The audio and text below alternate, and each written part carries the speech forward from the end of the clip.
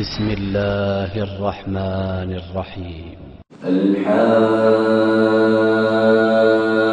الحاقة ما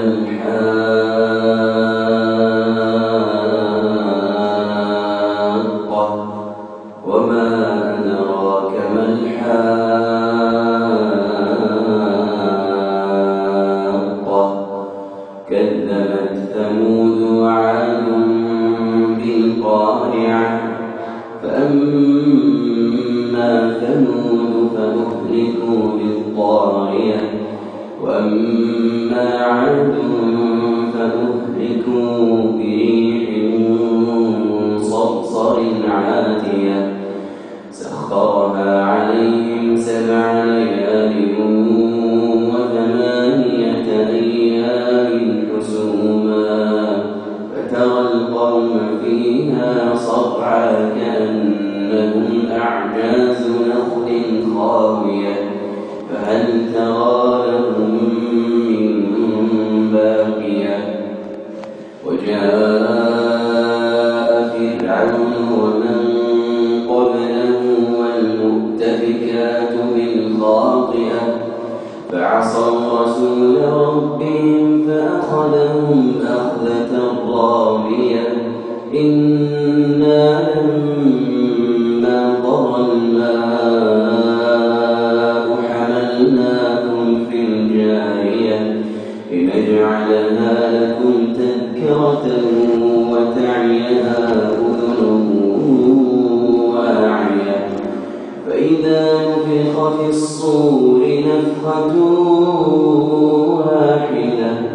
وحملت الأرض والجبال فدكتا دكة واحدة فيومئذ وقعت الواقعة وانشقت السماء فهي يومئذ واهية والملك على أرجائها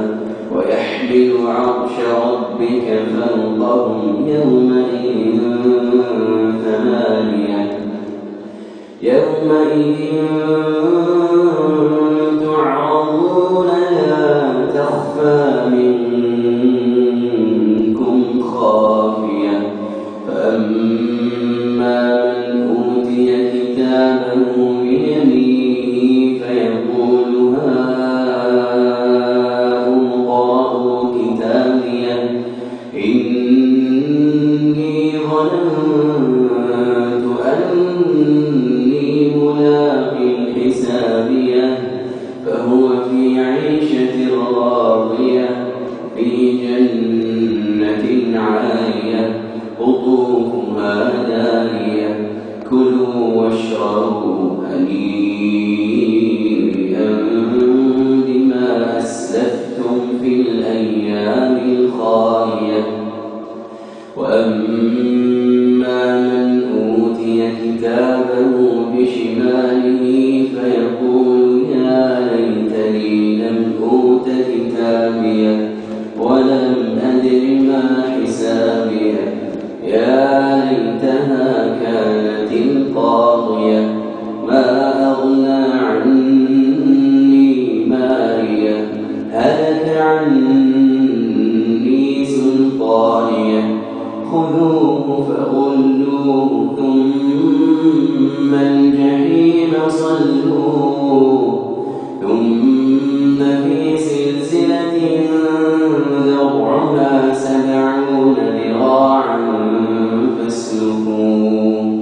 إنه كان لا يؤمن بالله العظيم ولا يحض على طعام المسكين فليس له اليوم هاهنا حميم ولا طعام إلا من غسلين لا يأكله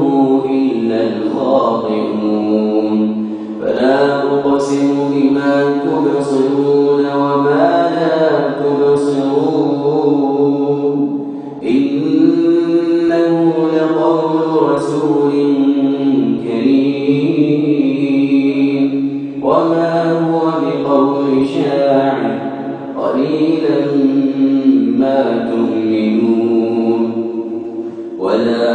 بقول كاهن قليلا ما تذكرون تنزيل من رب العالمين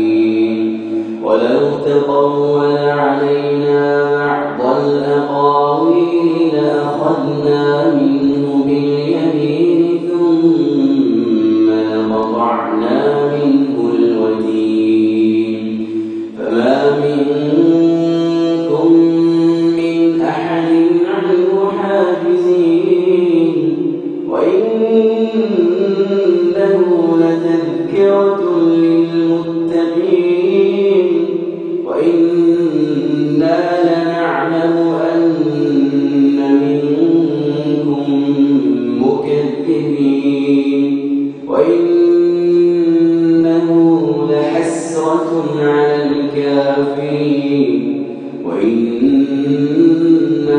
لحق